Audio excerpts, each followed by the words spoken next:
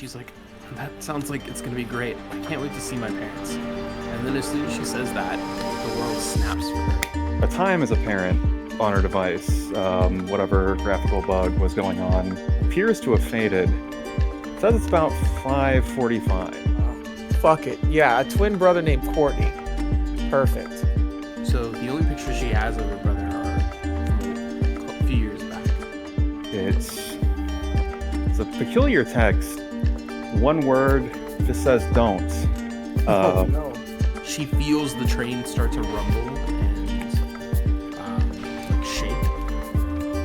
And then all of a sudden, the train flips. Looks at her and screams, "Don't!" You hear me? And she's like, "I'm right here." And the voice gets louder and louder and louder. There's a snap. She is nowhere. And then it's 5:45. It's October 31st. And actually, it's October 30th. And Charlie is on her way to the train station in North Carolina so she can get a ride down to Orlando by train. She's had a lot of issues flying, and she also does not have her license. So she finds the best way of travel is take a train. She's planning to go for the 31st for Halloween, since it's her favorite holiday, and her family usually goes all out. And she's excited to see her kid brother and all of her friends in her hometown. It's currently 5 p.m. in the afternoon, and as she gets to the train station, she buys her ticket, and she's told to wait. Train is a little off schedule, but it should arrive within the next hour and a half to 2 hours. So Charlie ends up finding a seat between, a bunch of just other people that are hanging out waiting. No one really knows where, she doesn't really know where anyone's going. It's just kind of like a group seating area, and that terminal could kind of go to 3 or 4 different places. She ends up talking to this little kid that's running around, dressed up a little early for Halloween. He's actually in his Ninja Turtles outfit. Oof, she gets really excited. That is classic. She gets really excited to see this, and she's like, "Hey, where are you going?" I had one of those. He's like, "Hey, I'm on my way to Georgia. There's a cool party we're gonna go to, and there's gonna be all these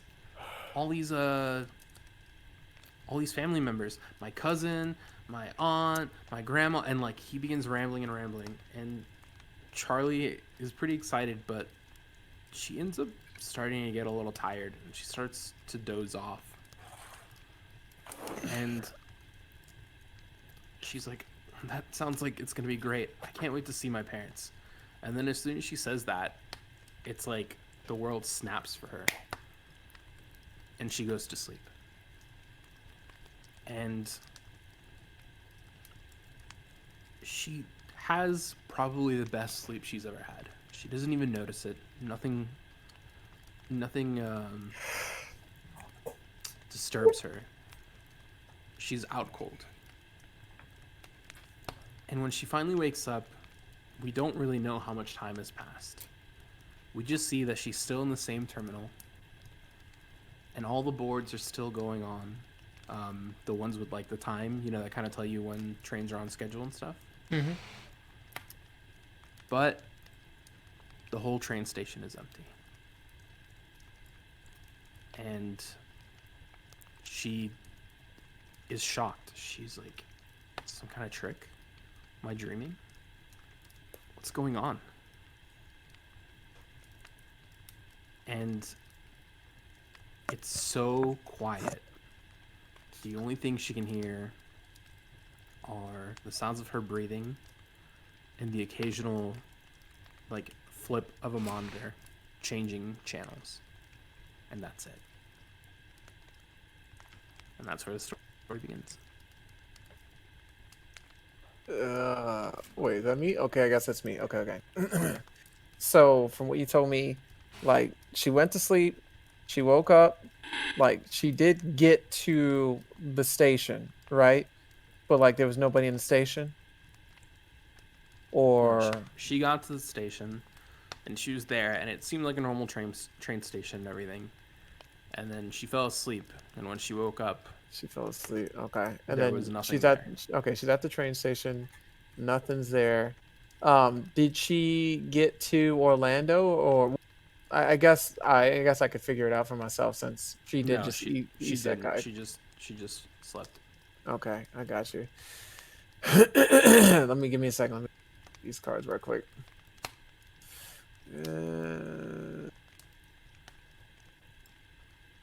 Okay. I'm very amused by the words you said, but also it is technically accurate. Wait, what words was it? Words I She got said, or isekai'd. Yeah. I mean, she did though. Like Yeah, we she did get alternate. isekai. Yeah, I mean, we looked at a whole ass diagram on isekai, and apparently, if like there's a Taco Bell here, she's getting isekai within an isekai, so that's fucked. So yeah, it is the way it is. I don't make up these fucking rules. But okay, so Charlie is really confused because she gets to this train station, and it was a train, not a bus, right? Or was it a? It was a train. Yeah, train station. Okay. So she's at this train station. This obviously is not her destination, but also they ain't nobody there. She's looking around like it looks like the train station is still operational, meaning like the mechanicians are okay, whatever.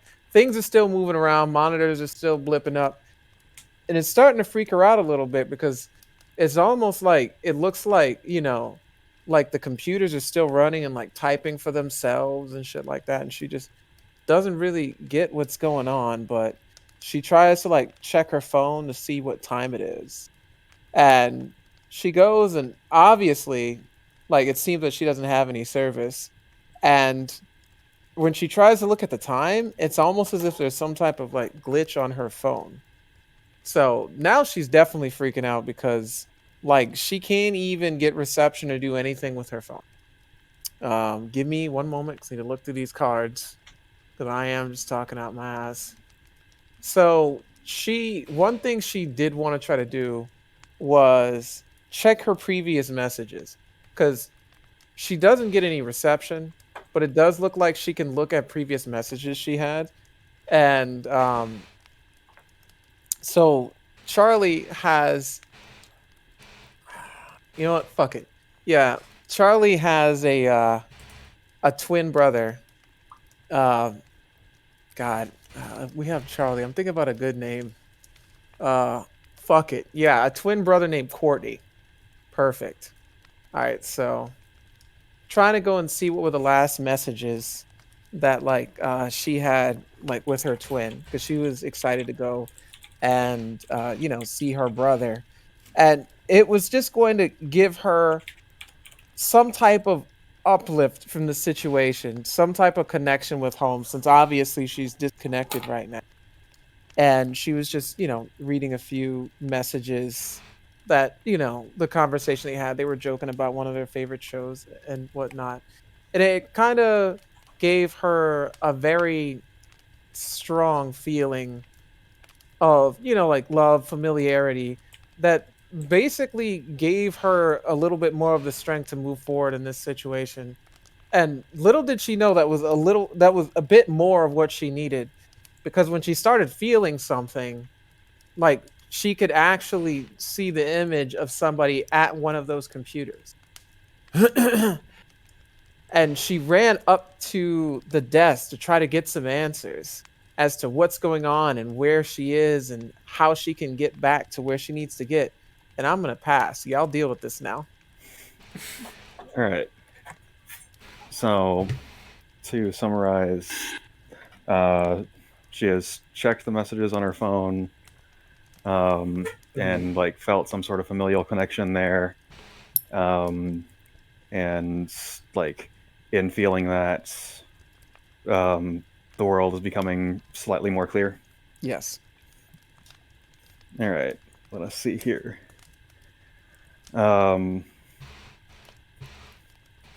So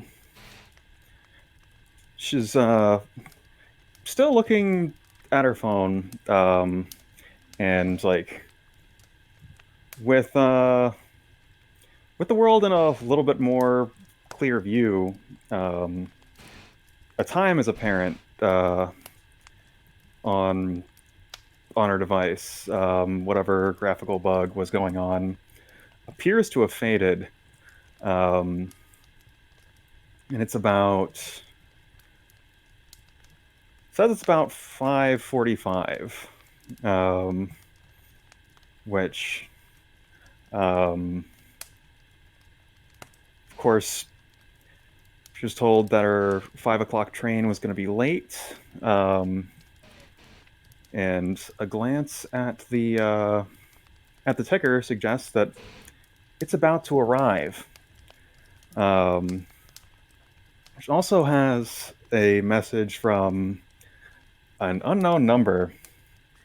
It's a peculiar text. It's one word, just says "don't," Oh no. and she deletes that, thinks nothing of it, and then the telltale bing bong from the train doors open up as her ride to Orlando arrives. Let's see here.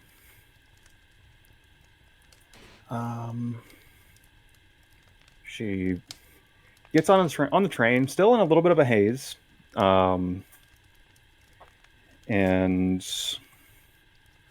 the doors close, and she's on her way. It's going to be several hours, not a particularly exciting train trip.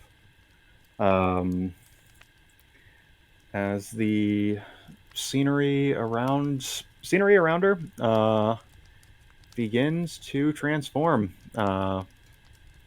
from the from the train station down through rural North Carolina. And I think that is where I am going to pass here.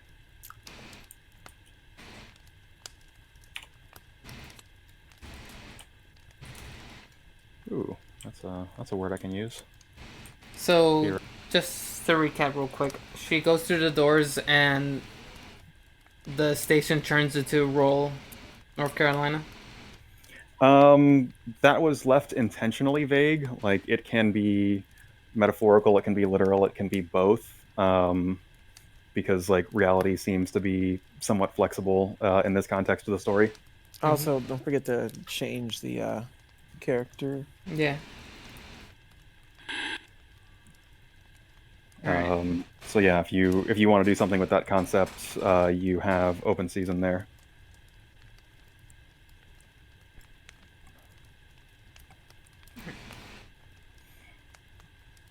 So she steps through the train doors, and as she steps through, she steps on dirt, and she looks around her, and it is a old farmhouse in front of her. And she hears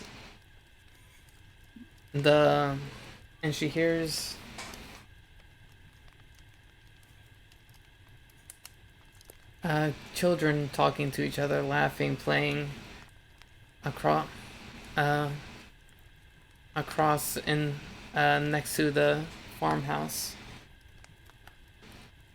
And she tries to look at their faces, and the closer she looked, she noticed that both the children, there were two children, and both children just had nothing on their face. It was a blank face.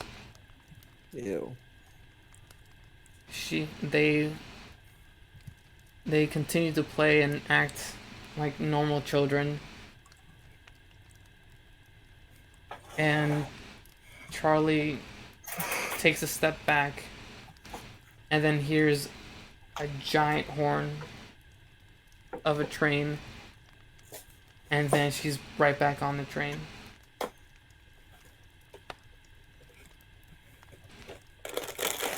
Are we sure Charlie doesn't have a concussion? Or does a lot of drugs.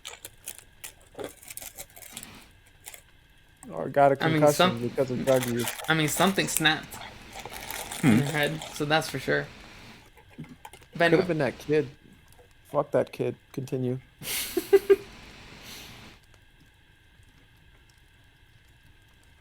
And even though she's right back on the train, she still hears their tiny little voices kind of fade into the background as the train starts moving into the tunnel. And she looks around. There's no one on this train except for a hooded figure in the very back, just looking down. You can't. His face is shrouded in shadows. Charlie decides to sit down in the farthest seat away from him. She sits down. She looks over, and he's not there anymore. And then she looks on the other side and notices that he's sitting right next to her. Oof. Nothing personal, kid.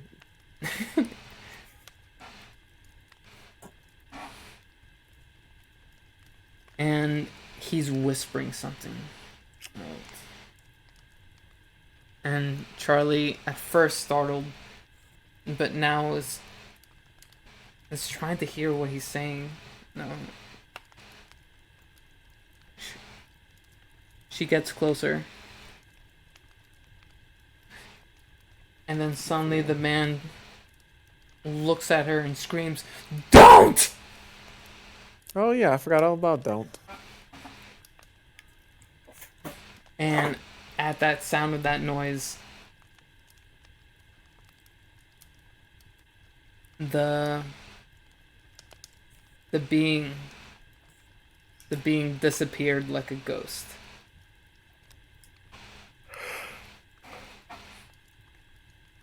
And then she hears the train, the speaker on the train say, "Now arriving at," and then static. Please watch your hands and legs as you exit the vehicle." She looks outside the window and sees nothing but darkness.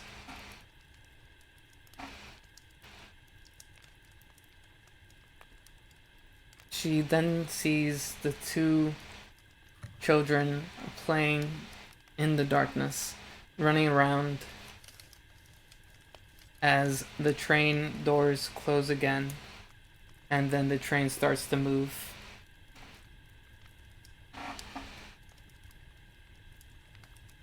And I'm gonna end mine there.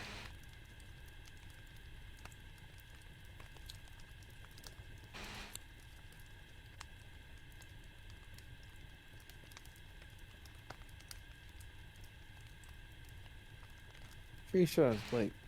Yeah. So what was the last thing that happened? The train was arriving and it was opening. So the train was arriving, the location was static, and it was nothing but a dark void on outside, and there were two children playing And then the door closes and the train just goes on. The voices of the children could be heard by Charlie, and she can kind of make out laughter and giggling. And she sees like the silhouette of these two kids running side by side. And she notices they're about the same size, and they're dressed up, but she can't really tell what they're dressed up as. But the static gets louder, almost like deafening, and she's unsure of whether she wants to step out of the train and follow these children into the void. But she just can't seem to get the sound of the static out of her head. And through the static, like, bits and pieces of the laughter could be heard. And at a certain point, she can hear the words trick or treat coming from these kids. Trick or treat. And she's not sure what to make out of it. But she sees this door open where these kids are, and she can make out a cauldron. And the cauldron seems very familiar to her. And she sees that it's full of candy. And as one of the kids grabs the candy and the door closes, a supernatural force knocks her down, like pushes her back, and she's knocked down. And once again, she hears the "don't," and boom, she's back at the train station, sitting where she was the first time. And it's 5:45 once again. She's clearly frightened by this point. She doesn't know what exactly is going on and why she can't see. I'm gonna stop you right there. She is also blinded by that fear. You don't have to use the word in the interrupt card. Oh, I don't? No. Okay. I thought You you just had to do interrupt that. and continue the story. Oh, okay. So she's sitting here and she's trying to make some sense of all of this. Like, you got some weird otherworldly figure like coming up in here yelling "don't." She got "don't" from a random person like on her phone. Like her going and feeling some familial love, and then like being having some type of connection to like wherever this place is. But it's obvious that this is, I'm looking through this, that she is definitely in the wrong neighborhood. All she wants to do is just find her way to see her parents and her twin brother Courtney so they can have a good time. So she's trying to make sense of this whole "don't" thing. So she does the only thing that she can think of, which is to try as many times as you can, because if she just got reset until she can figure out something, there's no point in sitting down and doing nothing. So she goes through the exact same process that she was doing, just trying to find like small differences as to how things went wrong. So she stops and thinks to herself, okay, I was sitting here on this train. They had this weirdo that went and ninja teleported right next to me, tried to creep me out and yelled "don't." And then I went and I saw these kids like playing a game or some shit. And I was trying to see what was up with that. And then somebody yelled "don't" at me again, and we got reset. So, what was the last thing that happened? Like with the kids, it's 5:45. She's on this train again, and she's waiting for it to get to its destination, right? That's where I'm assuming you left off at, Blake. Yeah. Right? This is me confirming. Okay, cool. Let's see. And for clarification purposes, she actually got off the train prior to getting reset, correct? I remember, yeah, she's at a train station. I think she did that to get closer to. Wait, no? Okay, No, that is. Yeah, I wanted to make sure that was the case. So I the thought- way I pictured it is she was at the doorway, and she wasn't sure. Like, she was at where the door opens, and she was looking at this void, the dark void, and she sees the picture of these children. Like she sees like this playing out, right? And she's unsure whether she wants to step out. And I guess she was about to step out, and then supernatural force knocks her down before she steps out. So she never leaves the train. Gotcha. Okay. That was with yours. Because Okay. with mine, she was at the train station. But that time, she didn't even get to it. Like, she just got reset before she could. Yeah, give me a second. I'm not really sure what to pick up from here.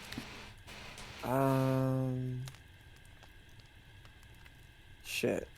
Honestly, give me 1 second. So we confirmed she is in some type of weird loop. So the train, whatever, like, so this time, what she didn't do before was question the actual, like, conductor. So once the voice, the voice for the conductor is trying to say, oh, next stop, yada, yada, yada. She's like, hold up. And she's basically like one car away from, where the conductor would be. So she goes and she cautiously, like walks through the car, and she gets to the door where the conductor is supposed to be, and she opens the door, expecting to like see a typical conductor man with the hat and stuff, but instead she sees a creature or individual that's more akin to a devil, and I'm gonna leave it right there. All right. Let's see here. How do I want to play this? I just said devil. You can just Yeah. make them a thought devil if you'd like. I can. I mean, I can do a great many things, but trying to figure out what I want to do because I had something planned for the train station. I don't have something planned. Do not have something planned for here. The exact situation I find myself in. Have fun with that. Yeah. Let us see here. Good old story hot potato.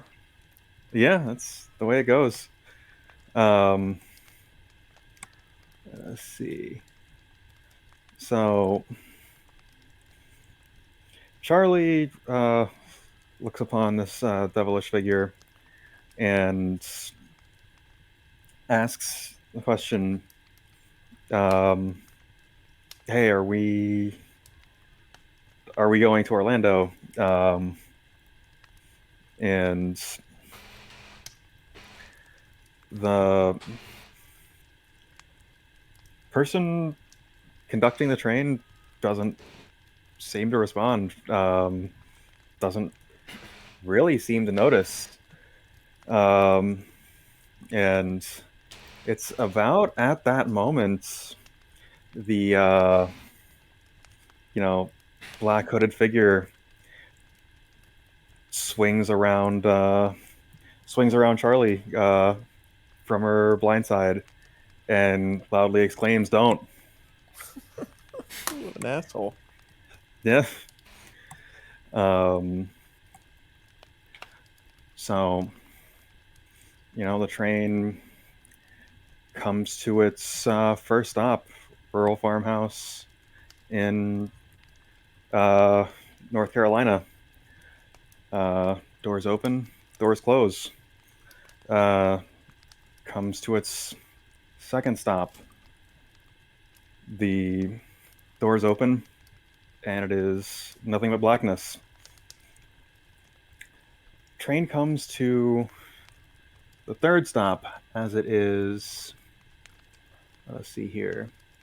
As it is rolling through the Appalachian Mountains. Doors open. The two faceless figures board the train this time. This is a new development. And let's see here. Let us see. Hmm.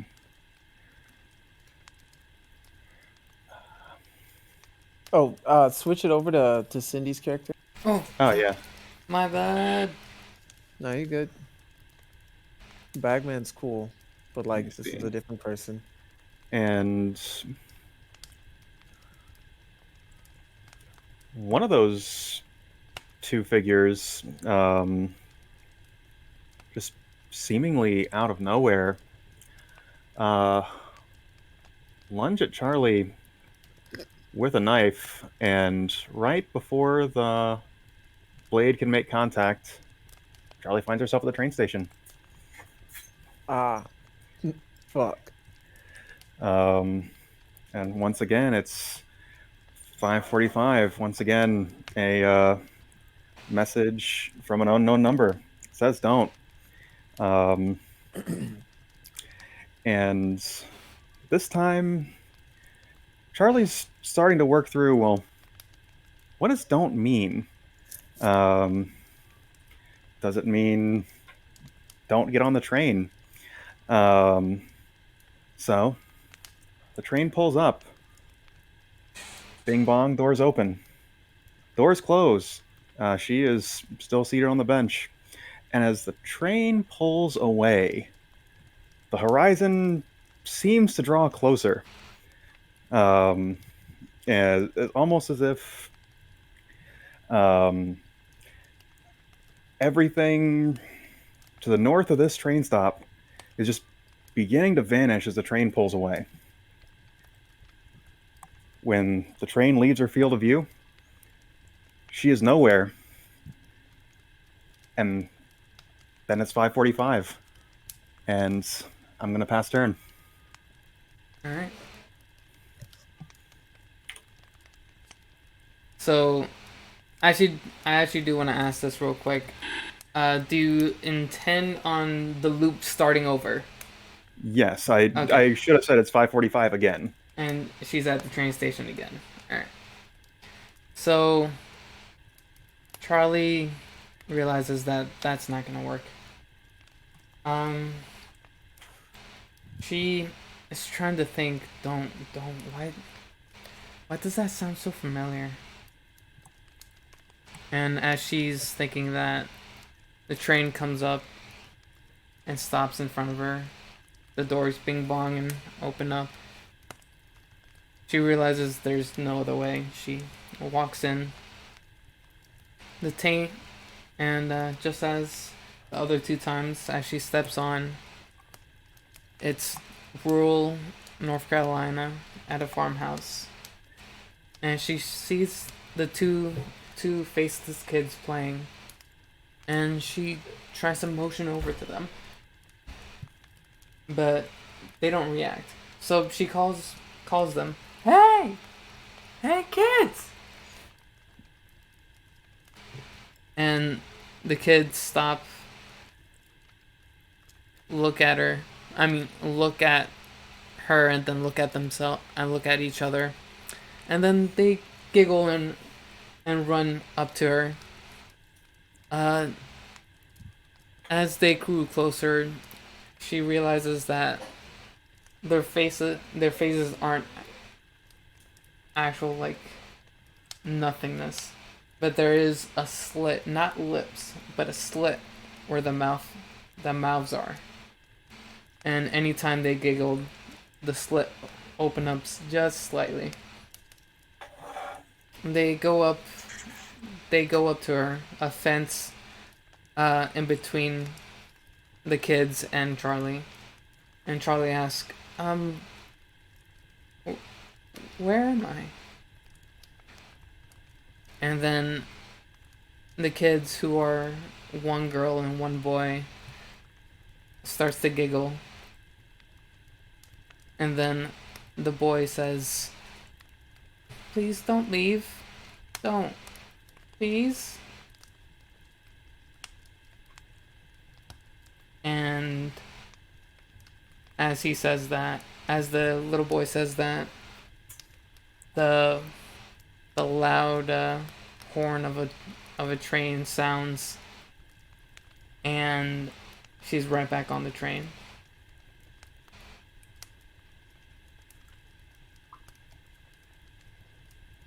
Damn, I haven't played a card yet. So as the second stop comes by, she sees the hooded man in the corner of the train again, whispering something, don't, don't, don't. And Charlie just ignores him and continues to stare out into the abyss as the next stop happens. The train announces now arriving in, and then the doors open.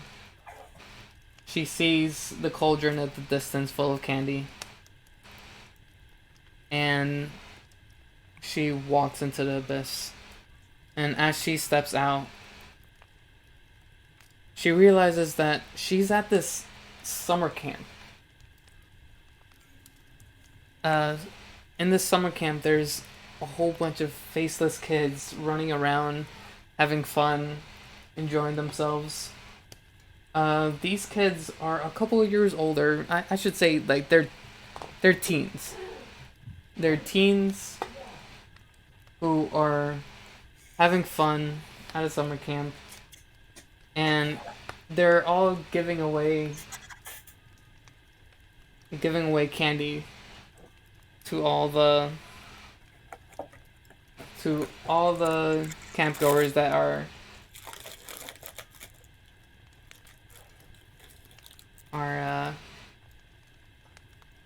dressed up in Halloween outfits.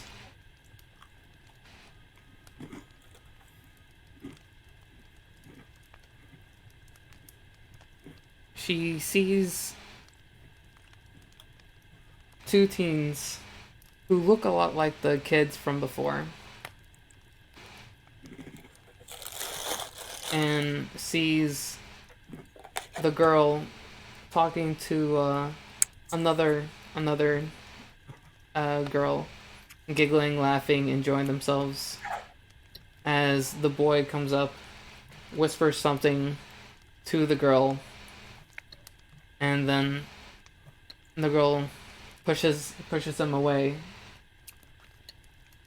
and says, don't, stop. And the boy just ignores her and tries to get closer. And then the girl just keeps pushing, don't, stop. And then for some reason Charlie just gets this feeling that, and she just yells, stop! And then she's back on the train. Not on the train station, on the train. The doors close in front of her as it heads off to the third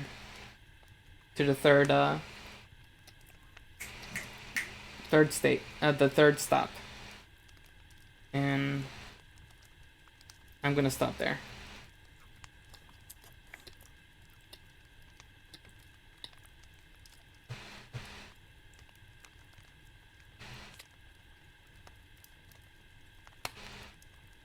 Alright, my turn, right? Yeah. Alright, give us that pumpkin head. There Mm-hmm. we go. So Charlie sits back down at one of the seats towards the back. Actually, I guess towards the front, trying to be away from that, like, hooded figure that she just doesn't know and fears. And she's not sure how to get out of this loop. She just can't understand. And she goes back to her phone and pulls it out so she could see pictures of, her family and her twin brother. What was his name again? It was something with Courtney. Courtney, thank you. So you see pictures of her twin brother, Courtney. So the only pictures she has of her brother are from a few years back. And she could see, like, on his face, he's smiling, and they look pretty similar, but there's definitely, you know, like slight differences. You know, he's got a bigger nose and she has bigger eyes and stuff like that, but people couldn't see the difference between the two. The height and everything was the same hair color and same eyes, and a very similar feature to their parents. So she looks at the picture and she smiles once again, and she just keeps remembering, don't, don't, don't, don't, don't. And then she looks out the window and she sees a swamp go by. She's like, a swamp? Shouldn't have any swamps up here. And then it gets dark and foggy, and she feels the train go faster and faster and faster and faster, and she begins to panic. She's like, what's happening? What's going on? And she's noticing that, like, the scenery has changed, and it's looking more like Florida from what she remembers. And she's like, we shouldn't be in Florida. It's not possible. This train ride should take at least 14 hours. What's going on? And she feels the train start to rumble and like shake. And then all of a sudden the train flips. And as it's flipping, she's yelling, don't! And then boom, she's sent back to the train station. Once again, at the seat. And it's 5:45. She can't shake this feeling that she's supposed to remember something. And she's just not sure what it is. And this time, she feels a little bit of blood, like just dribble from her nose. She can feel it go down her cheek and kind of like drip from her chin. She's starting to think that these loops are getting to her. She's not sure what she's supposed to do, how to get out, why she's even in this situation. But she knows that she can't take it much more. She's starting to go crazy. All she sees and hears are these weird images and these constant, like, don'ts. And once again, on cue, her phone rings. And it's another message. It says, don't. And then a second message comes in. And it says, forget. She's like, don't forget.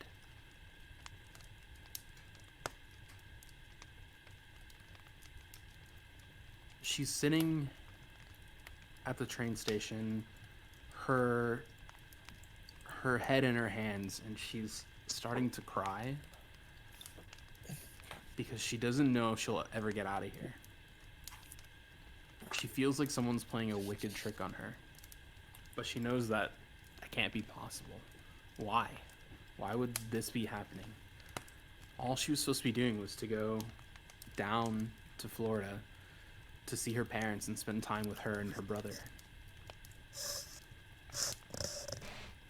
And then all of a sudden, she sees the shadow of two children running across the train station. And this time, she can see something else. She sees that, once again, they're dressed up in their outfits. One of them is in a Ninja Turtles outfit, like the one she saw before. And the other is of a, like an Alice from Alice in Wonderland. She notices these two kids are a boy and a girl. And behind them are two adults. Their parents, actually. And she notices that these adults are actually her parents. and she sees that the kids are actually her and Courtney. That's a good angle. And she keeps hearing the don't over and over and over again. She just can't remember what happened. And she sees in this vision that, I guess in these shadows, that her parents stop, but the kids keep running. And she's remembering the farm town, like the farmhouse that she saw previously in the train. She's like, I think I remember that place. We used to go trick-or-treating there all the time. She's like, how could I be so foolish? Everything I've seen so far has been something that I know. I just couldn't grasp it.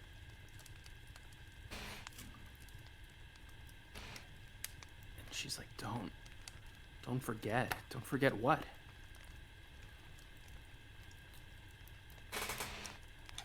She looks down at her bag that she's been holding, or that she brought with her for her trip. And she opens it to pull out a gift she was taking down for her brother. And she notices that, well, when she opens the bag, it's it's like nunchucks for his Michelangelo costume. But as she picks them up, they crumble to dust in her hands. And she begins to sob. And at that moment, she's put back on the train. And she's not sure why.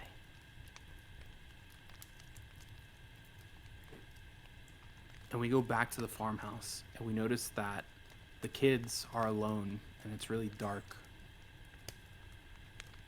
And the parents, the last thing that could be heard are the echoes of the parents saying, "Don't go too far."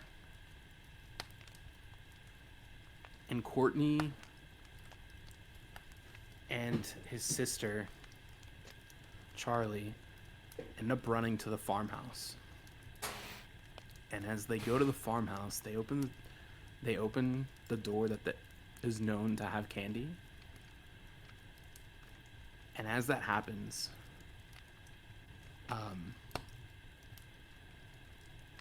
Courtney is killed by a murderer that's been on the loose for the last, I don't know, a few months, last couple of years, I guess. I have to stop you right there. No, With this, I was about to finish it. I know, right? Were you me up by talking about a serial killer that was on the loose, right? Damn. God damn. But yeah, she was thinking about this fucking serial killer that was on the loose. And she has to contend with this while she's in this weird ass fucking loop. And she just feels like she just hit this wall. Like she just doesn't. Oh God, sorry. That's because of my stupid fucking mouse double clicking. Yeah, she basically went and hit this wall as to what she's supposed to do. Don't forget, whatever you do, like, there's repeating, almost feels like, but she's losing hope. But then she remembers, like, the beginning of this trip where she got this whole weird isekai, like, experience where there was nobody. But the moment that she made a connection with her family, just simply by looking at pictures, she was like, okay, don't forget, I was thinking about my pro, and I was able to, like, make this world make at least a little bit more sense. So then she just started focusing way more heavily on those memories she had when she was a kid. And then she was thinking, you know what, man, I can't wait until I can meet up with my family in O Town, just so I can have, like, like a regular silly ass Halloween with family. So instead of losing hope, instead of not forgetting, she simply goes and starts reading through the old messages again to give herself a little bit more hope. And this train, it's continuing to go, and the conductor goes and lets him know, like, hey, next stop. She remembers what happened last time. She went up there, she tries to talk to the conductor, but this conductor was like some devil, and you had the weird hooded figure that was just yelling up in her ear, yeah, don't. So what she does is she's like, you know what? If I'm just gonna be reset anyway, fuck it. Like, I'm gonna keep this image of me meeting with my family, and I'm gonna do anything that I can do to get there. So she charges straight up to, like, the actual cabin with this devil person that did not respond to her. And then she is just like, you know what? I'm gonna drive this train. There's no getting off of this train until we get to my stop. So, like, the devil didn't respond to her, so she quite simply moves this devil over, takes his fucking hat, and she's like, I am the conductor now. And it's almost as if this train comes alive. Like, it's basically beginning to, like, bend to her will. Like, she can now, like, see more images of people coming and going on this train. Like, it almost feels like there's other lost souls that have been, like, coming and going with this train. But because she was just so lost and disconnected with what this place was, she couldn't even see it.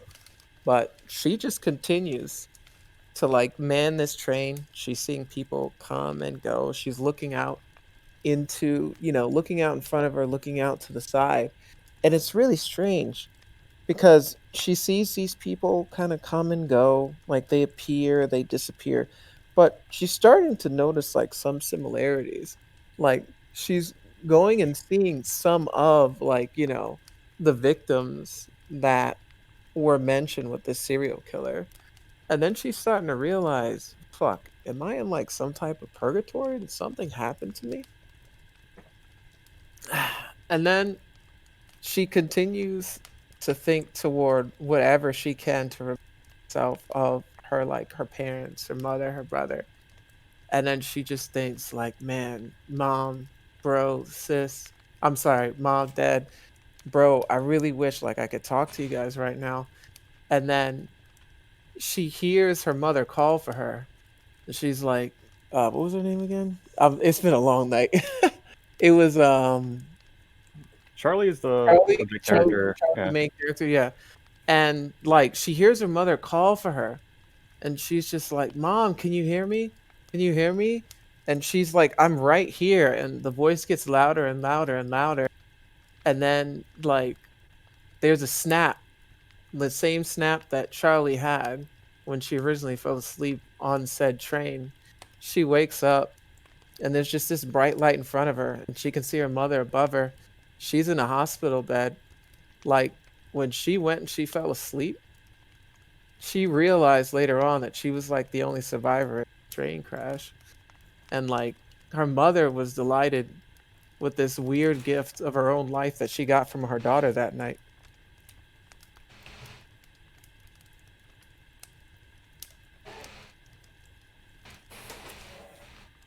I think I had like a completely different thought of where we were going with this.